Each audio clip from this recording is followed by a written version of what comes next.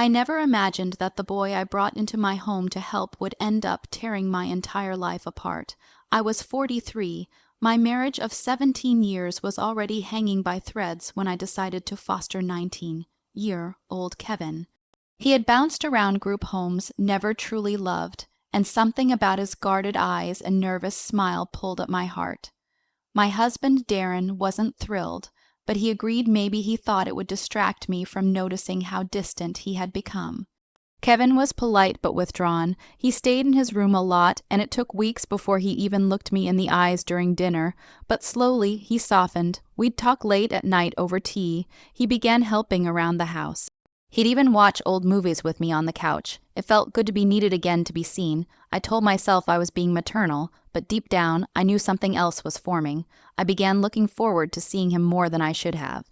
The first time he touched my hand while laughing, I froze. My body betrayed me. It wanted that touch again. The line crossed one evening after Darren stormed out during yet another fight about nothing and everything. I was crying in the kitchen. Kevin just stood there, unsure until he held me, and I didn't stop him. That hug became a kiss. That kiss became a night I'll never forget. I hated myself the next morning. I was his foster mother, for God's sake, but then he looked at me like I was the only person in the world who ever gave a damn about him. I justified it as love. He said he needed me. I told myself I needed him too. We became careful secretive. Darren barely noticed. He worked late, traveled more, but I was slipping. I forgot birthdays. I lied about everything. I was losing control. Then one night, Darren came home early. He found a message Kevin sent me, not sexual, but intimate enough to spark suspicion. I'll never forget his face when he confronted me. He didn't yell, he didn't cry, he just whispered, "You've broken everything." Kevin was removed from the house by the agency. I was investigated and almost charged. Darren filed for divorce. I lost my home, my reputation, my peace. Kevin messaged me once after it all fell apart, just one line: "I'm sorry for ruining you." But the truth is, I ruined myself. I blurred a sacred line in search of something I couldn't define: love, maybe, escape, relevance. But in doing so, I betrayed not just my husband, but every principle I thought I stood for. It started with silence, the kind of silence that lingers in a house long after love has moved out. Darren and I barely spoke anymore. Meals were wordless. The bed was cold. We'd become strangers, sleeping side by side. I didn't know what else to do with all that emptiness inside me, so when the fostering agency called about Kevin, a quiet 19-year-old who had aged out of the system and had nowhere left to go, I said yes. I wasn't thinking about consequences or challenges. I just wanted to feel like I mattered to someone again. Kevin came into our home like a shadow. He was polite, soft-spoken, but clearly haunted by things I couldn't yet name. He barely spoke during his first week. He cleaned up after himself obsessively, as if afraid he'd be sent away for something as small as a misplaced dish. He flinched when people raised their voices, even if it was just a commercial on TV. There was something in him that mirrored a part of me I didn't realize had been breaking. I started leaving snacks outside his door, small gestures.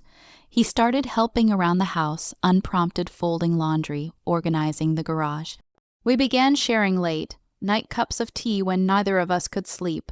He'd sit across the kitchen table, talking about things he'd never told anyone, how he bounced between homes, how he never felt safe, how he once spent Christmas Eve in a shelter watching families on TV. I listened not like a parent, but like someone who knew what it felt like to be invisible. At first, it was maternal. I told myself that. I just wanted to protect him, offer him a stable place.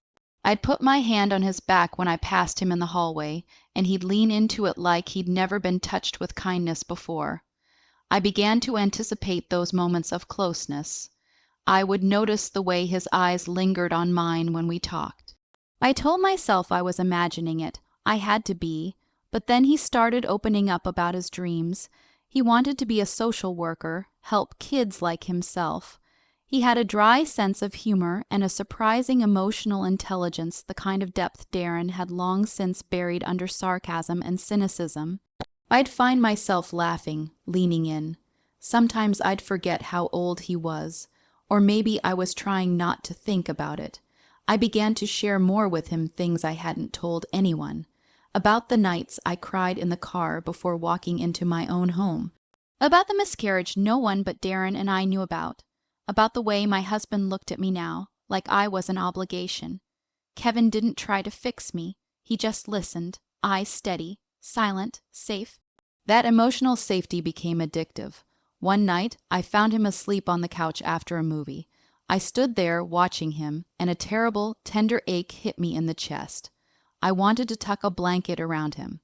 I wanted to protect him, but underneath it, something deeper stirred a craving I was too ashamed to name. Darren began noticing something was off. He said I smiled more when Kevin was around. He asked if I was trying to replace the son we never had. I denied it, of course. I lied without flinching. I told myself it was harmless. Nothing had happened. I was still the adult, still the caretaker. But something had happened, something silent, invisible, and irreversible. Our hearts had crossed a boundary before our bodies ever did. I began avoiding Darren, staying up later, finding reasons to be around Kevin, and he noticed too. He started waiting up for me. One night, he told me I looked sad all the time, and it made him angry to see it. I didn't say anything, but he reached out and tucked a strand of hair behind my ear. It was nothing, and yet it was everything. That moment stayed with me. It played in my head on repeat, like a song I couldn't turn off. I began fantasizing, then punishing myself for it. I'd stare at myself in the mirror and ask, "What are you doing?" But the answer never came, because what I felt wasn't lust, not at first. It was connection. Vulnerability, the sense of being seen and understood. We were two broken people clinging to each other in a house full of ghosts. That's how it began, not with a kiss or a confession, but with quietness, with glances too long and silences too full. I told myself I was helping him, that I was a stability, but in truth I needed him just as much, maybe even more, and that need unspoken, buried beneath the weight of emotional wounds, was already turning into something dangerously irreversible. The night it happened, the air felt unusually heavy. Darren and I had just had another argument, this one about bills, but like always, it wasn't really about money. It was about the widening canyon between us that neither of us had the courage to cross anymore. He slammed the door on his way out. I stood alone in the kitchen, shaking. I didn't cry, not right away. I just stared at the calendar on the wall, at all the empty boxes that used to be filled with plans. Then Kevin walked in, rubbing his eyes, barefoot in sweatpants, concern etched across his face. He asked if I was okay. I nodded, but my voice broke when I said I was fine.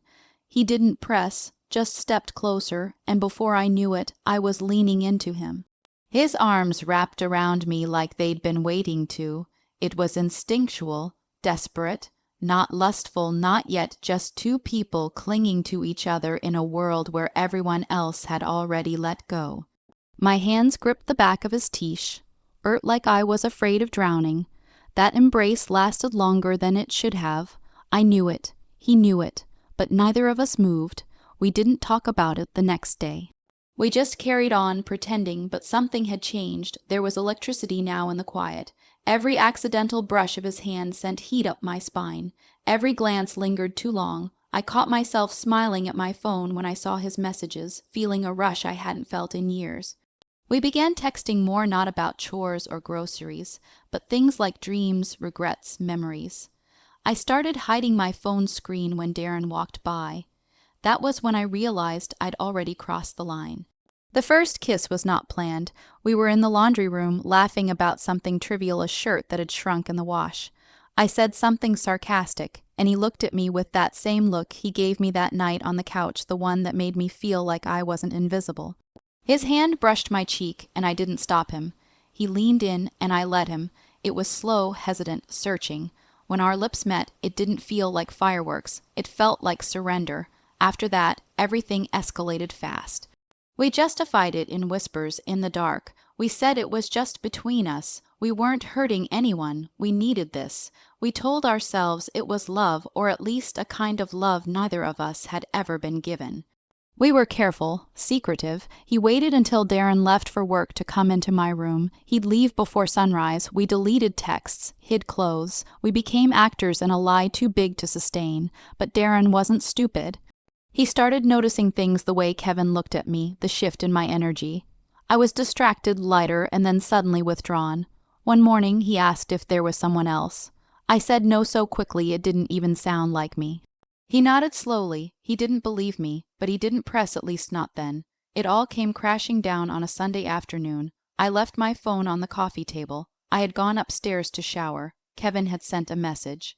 Nothing overt, just a soft can't stop thinking about last night. Darren, read it. When I came down, he was sitting in silence, holding my phone. He looked up at me like he was staring at a stranger. He didn't yell. That's what I'll never forget. No slamming, no screaming, just one question: how long? I didn't answer. I didn't have to. He got up and left the room. The silence that followed was louder than any fight we'd ever had. Kevin was gone the next day. The agency called. There was an emergency removal. I was investigated, reported, humiliated. No one wanted to hear about emotional vulnerability or blurred lines. I was a villain overnight. Darren filed for divorce within weeks. My name was dragged through the mud. My friends disappeared. Some said I manipulated a boy. Others said I was a woman on the edge. But no one wanted to hear how lonely I'd been. How seen I'd felt, how deeply, dangerously human it all was. The last message I got from Kevin came months later. I'm sorry for ruining you. It read. I never responded. I didn't know how to explain that the ruin had begun long before he entered my life, that he just exposed what was already broken. What we did was wrong. I'll never deny that, but it didn't come from nowhere. It came from need, from years of emotional starvation, from the ache to be touched, heard, held, even if just for a moment, even if it cost everything.